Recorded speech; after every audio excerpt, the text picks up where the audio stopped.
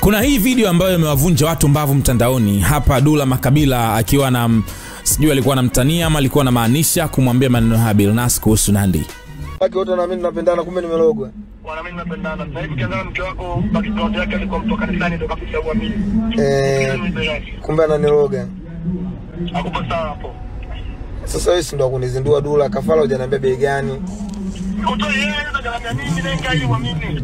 Unagaramia eh? Wewe ukisharudi kule kwa mtaalamu sema na wewe kituko ndio utaona. Na nikizinduka naachana naye hapo hapo. Kwa sababu tutakuwa naye na mawasiliano kwa ajili ya mtoto.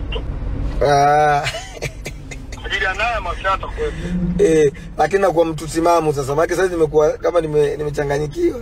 Yaani sio kama ndo akili yako. Yaani wewe unajielewa ndio kabisa ili gari, ili nyumba, hiki chakula, lakini ni akili ya kujitembua kwamba ilikuja kikaoa ukumbuke chochote. Kweli hapo kweli Dula, mimi naungana na wewe, nimerogwa. Kama unaona mimi nadhania nimepita kwa ujumbe kanja utani. Basi mimi inabidi nikuone ndugu yangu. Tunaenda wapi hiyo? Ni mbali. Mimi mtaalamu alikuwa kilo nimemhamisha pale na mimi pale Mbagala.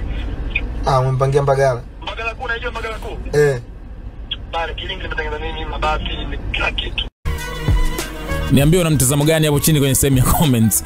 Watu wengi wanamsema sana vibaya Dula. Anyway, inawezekana kuwa ni masiara kwa sababu ya namna ambavyo Dula amekuwa anafanya utani, na ndio maana hata Billnass alikuwa anamrekodi hapa na wameamua kuipost ama kuexpose hiyo video.